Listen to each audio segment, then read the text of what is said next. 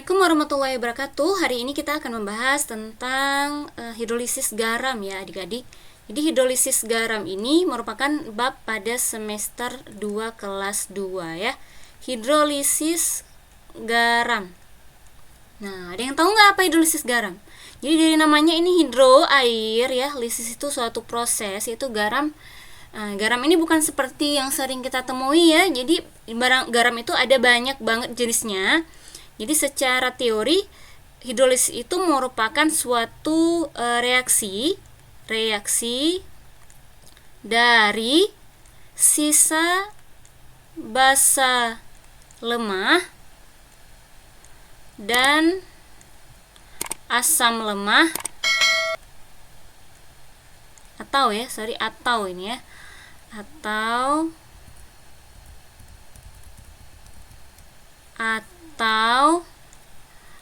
asam lemah dengan air ya, H2O ya. Jadi yang bereaksi ternyata apakah hal yang lemah saja? Nah, nanti kita akan bahas nih di kedepannya. Jadi kalau secara teori ini dulu, jadi yang bereaksi pada hidrolisis ini yang dibahas adalah sisa asam lemah dan basa lemah dengan air atau H2O. Nah, jadi garam itu ada banyak ya. Kita cek dulu yang pertama. Ini yang pertama yaitu garam dari asam kuat dan basa kuat ya. Nah, garam ini kalau direaksikan dari hasil reaksi asam dan basa ya. Ya, asam dan basa direaksikan itu menghasilkan garam. Nah, di sini ada reaksi yang pertama itu adalah NaCl ya. NaCl ini ya, reaksi NaCl ini itu berasal dari HCl dan NaOH. Nah, itu menghasilkan NaCl. Kemudian garam ini NaCl tambah H2O ini ya. Jadi garam ini ketika dalam air dia terionisasi lagi. Nah, ini udah masuk ke reaksi hidrolisis nih. Jadi garam ditambah air itu akan mengalami ionisasi. Nah, hasil ionnya itu apakah bereaksi lagi dengan air? Nah, kemudian ternyata ini tidak terhidrolisis. Kenapa? Karena dia berasal dari basa kuat ya. Ini NaOH itu berasal dari basa kuat. Nah, kemudian Cl ditambah H2O ternyata tidak terhidrolisis juga karena Cl ini itu berasal dari HCl yang juga asam kuat ya. Yang juga asam kuat. Jadi kalau yang kuat-kuat itu tidak terhidrolisis ya. Jadi kita itu harus bisa mengkoneksikan. Jadi ketika ada ion, ada suatu garam, kita bisa mengionisasikan ionnya. Ionnya ini harus kita kembalikan ke asam atau ke bentuk basanya semula. Nah, jika ada ion Na, Na ini itu dia ketika dalam bentuk senyawanya itu dia asam atau basa. Nah, kita tahu kalau Na itu ada pada NaOH. Ternyata NaOH itu adalah basa kuat gitu. Jadi harus bisa dikembalikan ke bentuk senyawa asam atau basa aslinya. Kalau seandainya nanti diketahui hanya garam saja. Seperti ini Cl. Cl itu dia kalau dikembalikan ke bentuk senyawa aslinya itu adalah HCl. Nah, ternyata HCl itu adalah asam kuat. Nah, makanya di sini kita perlu untuk dihafal ya. Tolong dihafal apa itu saja asam kuat. Ya, asam kuat apa saja? Asam kuat dihafal ya. Kemudian apa itu basa kuat? Dihafal yang sering-sering keluarnya. Ini perlu dihafal. Kalau enggak, kita akan kesulitan untuk menentukan dia itu berasal dari asam atau basa kuat atau asam atau basa lemah gitu. Efeknya nanti ke bab-bab selanjutnya. Ya.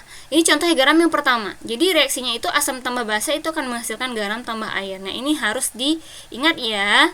Nah, ini yang kedua sekarang. Nah, garam ya, ini yang kedua. Ya, garam dari asam kuat dan basa kuat ya. Nah, asam basa lemah. Nah, sekarang kita ganti basanya itu lemah.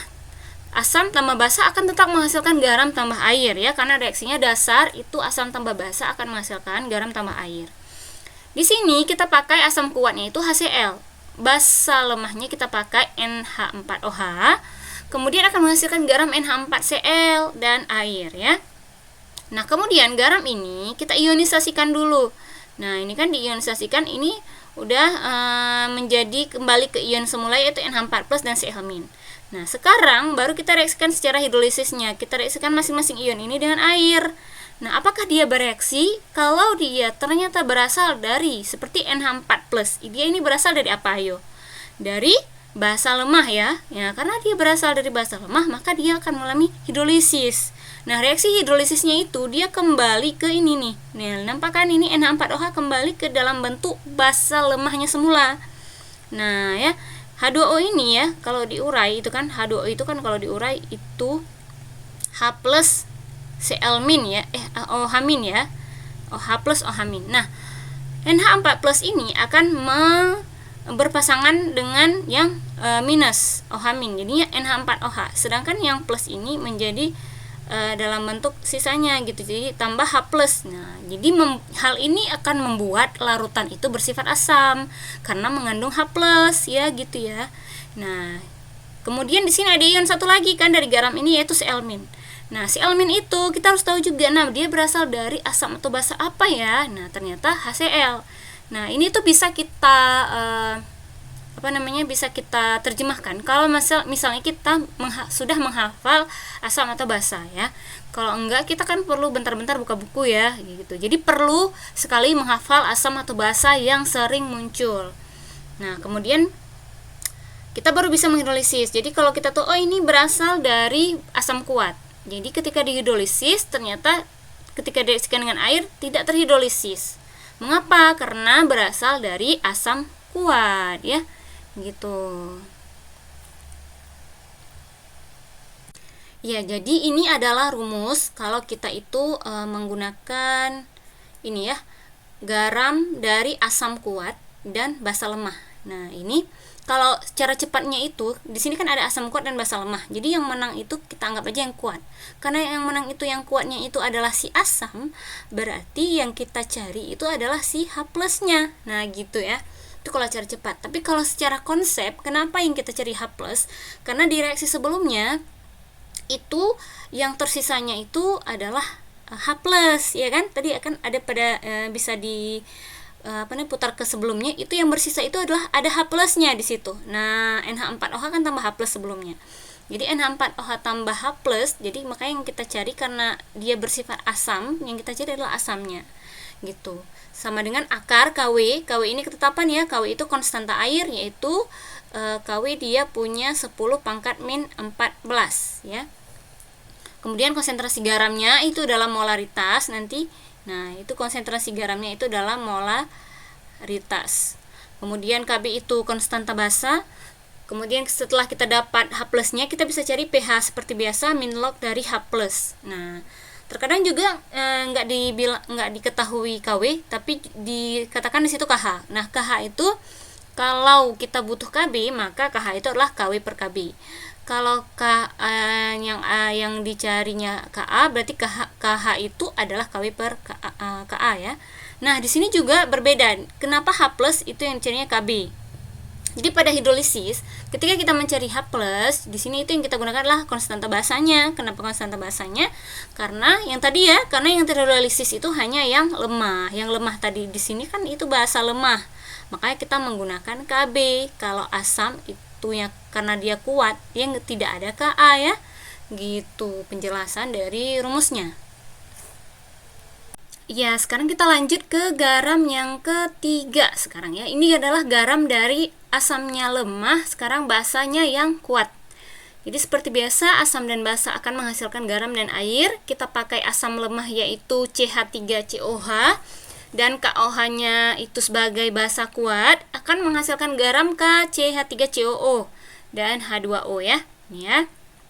Kemudian garam ini kita reaksikan dengan air.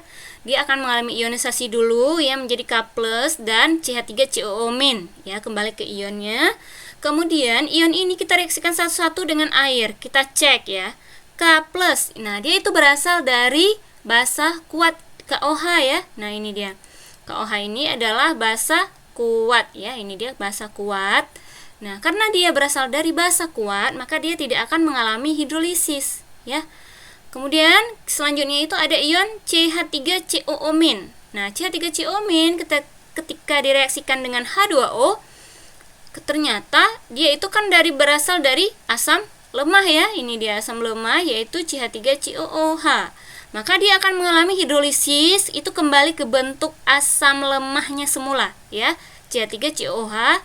Seperti tadi ini kan H2O itu H+ dan OH- ya. Karena ini sudah min, maka dia akan berpasangan dengan H+ membentuk CH3COOH. Sedangkan OH- bersisa dalam larutan ya. Karena yang bersisa dalam larutan itu OH-, maka larutan ini akan bersifat basa. Gitu ya. Atau kalau cara cepatnya kita bisa katakan itu seperti ini nanti. Dia itu garam yang berasal dari asam lemah dan basa kuat. Yang karena yang kuatnya itu adalah basa, ya kalau cara cepatnya itu maka yang kita cari itu OH- gitu. Jadi akar KW per Ka yang sama seperti tadi. Kenapa per Ka gitu? Karena yang memiliki Ka hanya yang lemah ya, asam lemah. Kalau yang kuat ada Ka cuman besar, ya kita nggak pakai kalau yang besar. Jadi yang lemah itunya adalah asam lemah, maka kita pakai Ka konstanta dari asam. Ka itu kan konstanta asam ya. Nah bahasanya ini nggak punya Kb karena dia kuat ya, Kb-nya terlalu besar nggak dipakai. Jadi kita cari OH-. Nah di sini kadang-kadang nanti mungkin diketahui KH-nya. Nah kalau pada kasus ini KH-nya adalah KW per Ka ya, gitu.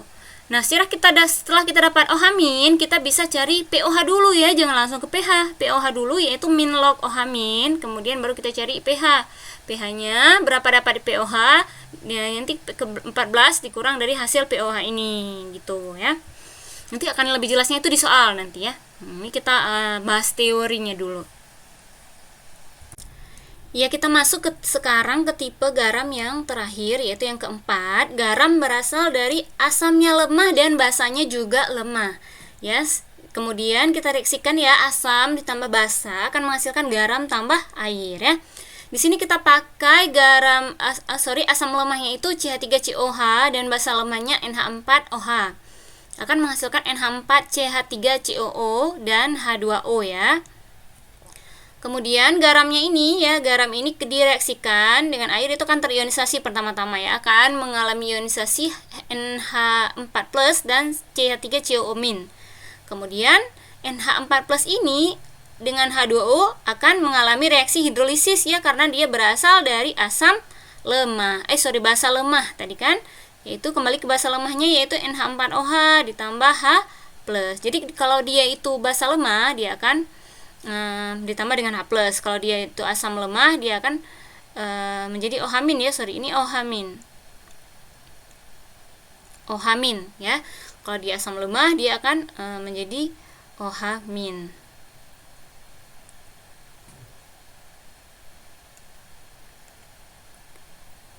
Ya. Oke. Nah, untuk ini kita pakai rumus yang seperti ini. Jadi kalau ini untuk rumus asam lemah dan basa lemah. Kalau seandainya nanti di soal diketahui harga Ka dan harga Kb ya, kita bisa langsung mengidentifikasi kalau harga Ka lebih besar dari harga Kb, maka dia itu asam. Jadi pH-nya itu kurang dari 7. Kalau dia Kb lebih besar daripada Ka, maka dia pH-nya lebih besar dari 7 atau basa. Kalau harga Ka sama dengan harga Kb, maka dia akan pH-nya 7 atau netral ya. Jadi itu kalau kita mau secara cepat gitu, apakah dia asam, basa atau garam. Tapi kalau kita mau secara spesifik pH-nya berapa sih, kita harus cari dengan rumus H+ sama dengan akar KW Kb per Ka ya. Ini terbalik ya. Ini Kb-nya di bawah ya, Kb di bawah. Seperti rumus sebelumnya, kalau di sini H+, ini Kb. Berarti sini otomatis Ka ya. Ka. Nah, nanti diperbaiki aja ya, ini Kb ya. Karena ini H+, di bawahnya Kb, ini KW kali Ka. Ya, kemudian setelah kita dapat H+, kita bisa cari pH. pH sama dengan min log H+. Nah, ya.